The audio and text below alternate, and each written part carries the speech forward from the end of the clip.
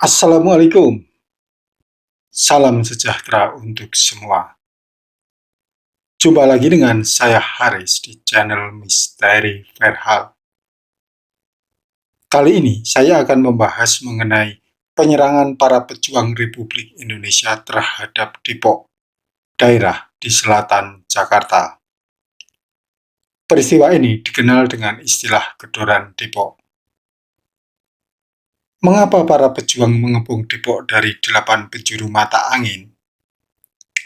Warga Depok tak mau mengakui kemerdekaan Republik Indonesia yang dikumandangkan pada 17 Agustus tahun 1945.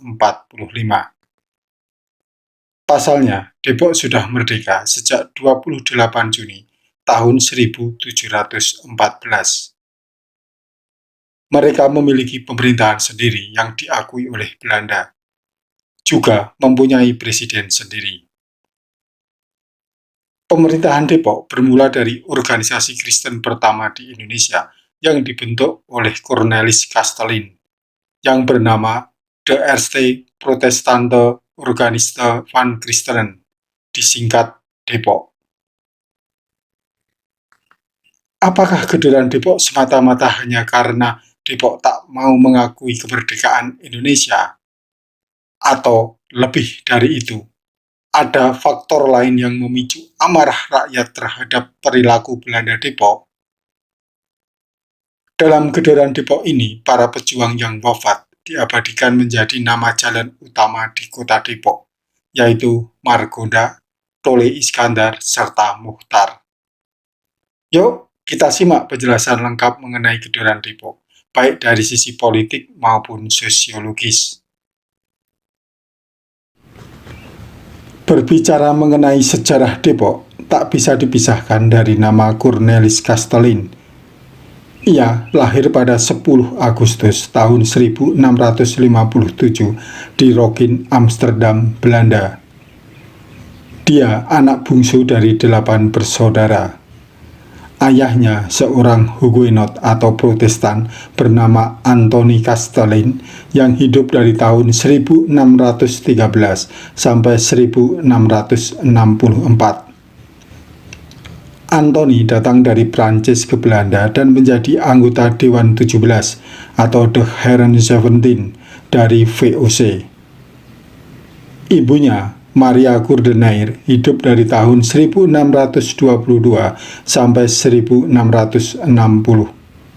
Putri dari wali kota Dordrecht. Pada 24 Januari tahun 1675, Cornelis yang berusia 17 tahun naik kapal cepat Huis van Cleef naik dari pelabuhan Texel. Setelah 204 hari pelayaran, kapal itu tiba di Batavia, atau yang dikenal dengan Jakarta saat ini. Dia lalu bekerja sebagai pemegang tata buku di VOC. Jenjang karirnya naik cepat. Pada tahun 1691,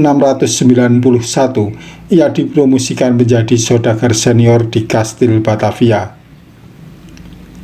Setelah tidak bekerja lagi, Cornelis menunjukkan minat besar di bidang pertanian, budaya penduduk asli, pendidikan, dan keindahan alam. Dia juga sangat kritis terhadap kebijakan perdagangan VOC.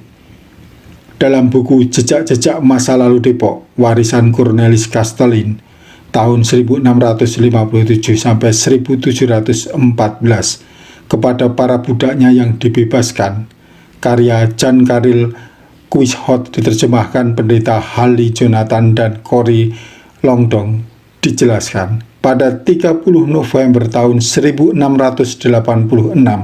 Cornelis menulis catatan berjudul Meine Gedachten en de eenzame Bedenkingen over the Zaken van Nederland India, atau pikiran dan pertimbanganku tentang Hindia Belanda.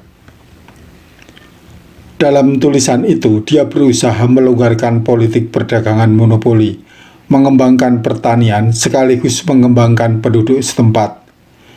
Ia membenci orang Eropa yang mengeksploitasi penduduk tanpa memperhatikan pembangunan berkesinambungan di daerah koloni.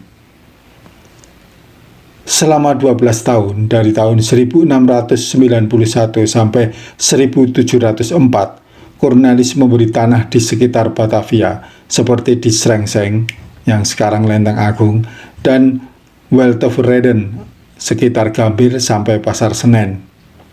Dia juga membeli 3 bidang tanah di sebelah barat Ciliwung yang disebut Depok, Mampang, dan Karanganyar. Di Weltevreden, Cornelis membangun penggilingan tebu dan percobaan penanaman kopi pertama di Batavia.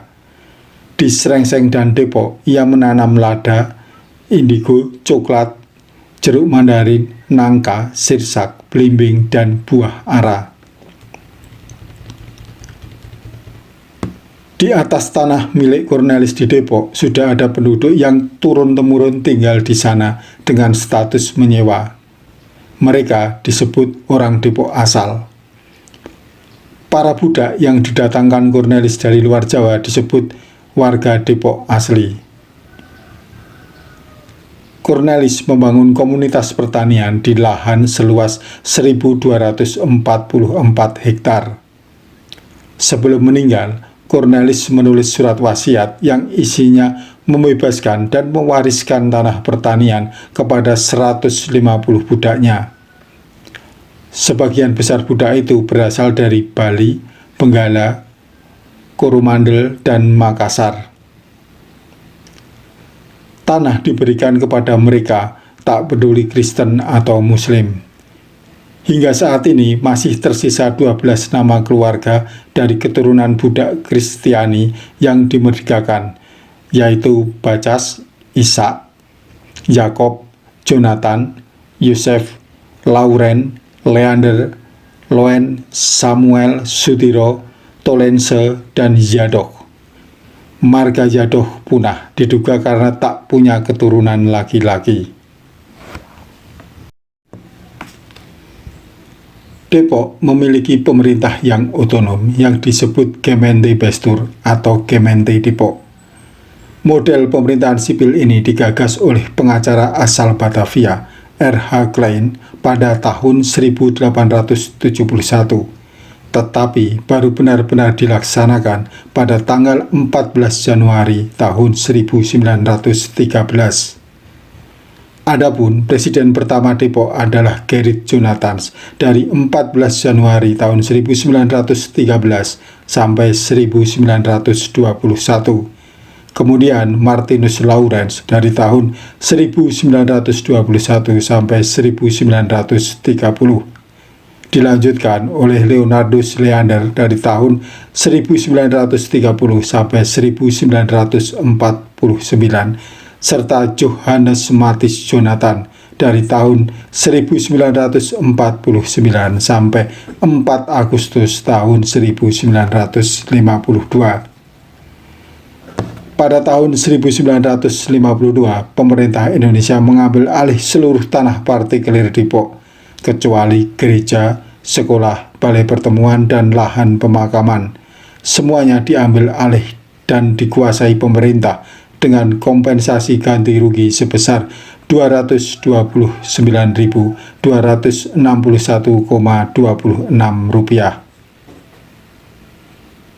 Mereka yang tinggal di Depok disebut Belanda Depok. Sebutan Belanda Depok berasal dari gaya hidup mereka yang kebelanda-belandaan. Gaya hidup inilah yang membentuk suatu kebudayaan baru, di mana mereka mengadopsi percampuran antara budaya lokal dengan budaya barat, khususnya Belanda, yang menghasilkan kebudayaan baru, yaitu kebudayaan Indis. Status sosial Belanda Depok ini lebih tinggi dibanding warga pribumi yang tinggal di sekitarnya. Pada tahun 1873, setelah diselesaikannya pembangunan rel kereta api Batavia-Butinjok atau Jakarta-Bogor, makin banyak orang Eropa yang menetap di Depok. Banyaknya orang Eropa yang datang mempengaruhi interaksi antara kaum Belanda Depok dengan orang-orang Eropa. Tidak jarang orang Belanda Depok menikah dengan orang-orang Eropa. Hal ini membuat budaya-budaya Eropa semakin meluas di kalangan kaum Belanda Depok. Selain itu, hadirnya pendidikan berbasis Eropa yang diterapkan pada tahun 1873, yaitu dengan didirikannya Depok Special School yang mempengaruhi penyebaran kebudayaan Indis pada kaum Belanda Depok. Bahasa Belanda dijadikan sebagai bahasa pengantar. Hal ini menambah kesempatan bagi kaum Belanda Depok untuk mendapatkan persamaan hak dengan orang Eropa secara hukum. Kebudayaan Indis mengalami peningkatan yang signifikan pada akhir abad ke-19 dan awal abad ke-20. Hal ini mempengaruhi generasi muda dari 11 warga Depok yang mulai mengikuti tren Eropa dengan berpakaian dan berbicara seperti golongan Indo-Eropa. Para pemuda mengenakan celana panjang dengan jaket, seringkali dikombinasikan dengan topi. Para wanita muda semakin meninggalkan sarung mereka dan menggantinya dengan baju putih bercelana. Namun, pada dasarnya, keturunan 11 marga Depok telah terputus dari suku asal mereka dan hidup mengikuti aturan-aturan yang ditetapkan oleh Cornelis Castellin. Banyak dari mereka yang telah melupakan bahasa daerah asalnya, sehingga mereka menggunakan bahasa Belanda sebagai bahasa pengantar dan bahasa Melayu, Sunda, Betawi sebagai komunikasi sehari-hari dengan masyarakat lain, khususnya orang-orang kampung dan para pendatang. Budaya leluhur 11 marga secara perlahan-lahan telah pudar akibat kuatnya pengaruh budaya barat yang dibawa oleh Castellin. Ketika budaya Indis tumbuh pesat, Indonesia menyatakan kemerdekaannya pada 17 Agustus tahun 1945. Kemerdekaan Indonesia ini membuat Belanda Depok merasa terancam. Mereka menggelar rapat internal apakah akan bergabung dengan Indonesia atau tetap berdiri sendiri. Pilihannya, mereka tetap menjadi pemerintahan sendiri dan tak mau bergabung dengan Republik Indonesia. Gaya hidup mereka tetap kebelanda-belandaan. Bahasa sehari-hari menggunakan bahasa Belanda. Keinginan mengakui kemerdekaan Republik Indonesia membuat para pejuang marah. Pada 7 Oktober tahun 1945, sejumlah pemuda Indonesia melakukan gerakan revolusioner agar Depok bersedia mengakui kemerdekaan Indonesia. Para pemuda dan laskar perjuangan melakukan berbagai aksi penjarahan, pencurian, dan perampokan terhadap warga Depok yang masih memiliki kedekatan dengan Belanda. Aksi penjarahan dan perampokan terus berlangsung selama beberapa hari dan puncaknya terjadi pada 11 Oktober tahun 1945. Waktu itu, sekitar 4.000 pemuda Indonesia datang ke kota Depok. Ada yang berangkat dengan menumpang kereta api, truk, bahkan gerobak sapi. Sesampainya di Depok, gerombolan pemuda itu dengan bebas langsung merampok dan mengobrak-abrik rumah dan mengusir para penghuni yang tinggal di dalamnya, terutama penduduk Kristen Eropa yang tinggal di daerah Depok. Masyarakat Depok pun berhamburan mencoba menyelamatkan diri dengan lari ke hutan-hutan. Dalam peristiwa ini, para pemuda berjuang memang menjarah dan memporak-porandakan setiap rumah, terkecuali kaum perempuan dan anak-anak di bawah usia 12 tahun yang tetap diperbolehkan tinggal di Depok. Sementara itu, kaum laki-laki dibawa ke kamp pengungsian di Kedung Halang, Bogor. Pemuda Indonesia sudah hampir berhasil merebut Depok dari tangan penjajah.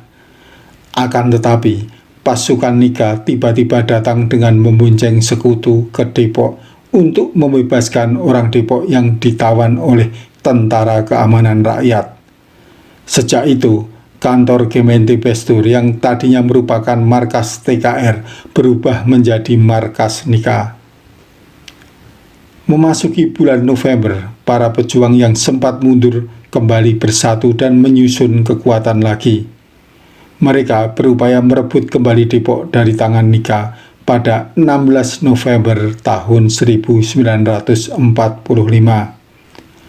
Pada penyerangan inilah Letnan Muda Margonda tewas di daerah Kalibata, Pancoran Mas, Depok. Ia ditembak tentara Nika saat akan melempar granat. Ia wafat pada usia sangat muda, yaitu 27 tahun.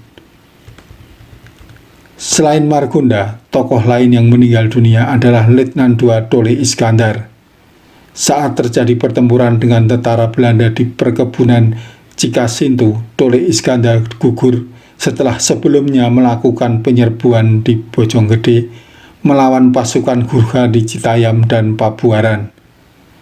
Pejuang lainnya yang juga tewas pada pertempuran Depok ini adalah Muchtar.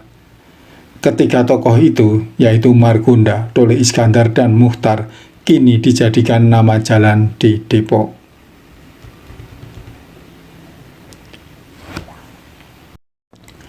Seiring berjalannya waktu, pada 8 April tahun 1949, pemerintah Indonesia menghapus kebijakan tanah partikelir, yaitu tanah milik swasta di seluruh Indonesia. Sebagai ganti rugi dari penghapusan tanah partikelir, pemerintah Indonesia memberikan uang ganti sebesar Rp229.261,28. Kemudian Indonesia juga mendapat pengakuan kedaulatan dari Belanda pada 27 Desember tahun 1949. Dua peristiwa penting ini menyebabkan Depok akhirnya mau bergabung dengan pemerintah Indonesia. Hal itu disampaikan langsung oleh Presiden terakhir Depok, Johannes Matthijs Jonathan. Pada 4 Agustus tahun 1952, Depok sebagai daerah otonom dihapus oleh pemerintah Indonesia. Pemerintah mengambil sawah-sawah, padang rumput, hutan, dan beberapa bidang lahan lain.